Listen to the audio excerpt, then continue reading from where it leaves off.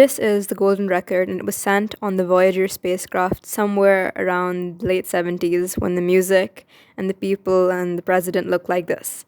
It had 116 images of what human life was like, along with a message from the President Jimmy Carter to any extraterrestrial life it might encounter. They also sent a Chuck Berry record of my favorite song.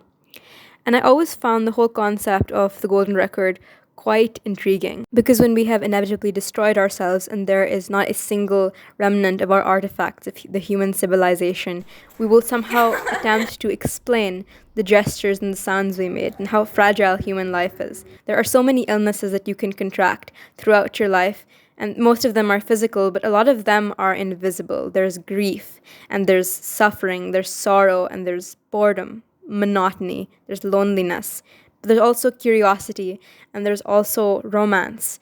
And I think what's so interesting is that most of us haven't even met and seen all the faces that we ever will. We haven't ended up in every single situation we will, and all the pictures have not been taken. There are toothbrushes that need replacing, and there are heartbreaks and romances that are just some timeline away from us.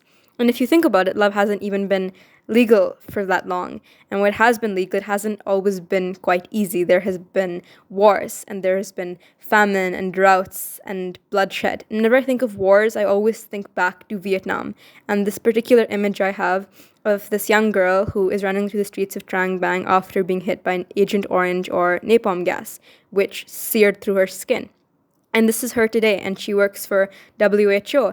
And I have never been ever completely able to understand how human beings do that, how they can undergo so much suffering, and they not always will have someone by their side, but they'll somehow just wake up every morning, and there is so much grief throughout our lives, grief that is unspoken, grief that is unseen, grief that we don't even completely understand ourselves, but somehow we have to find beauty because what else is there?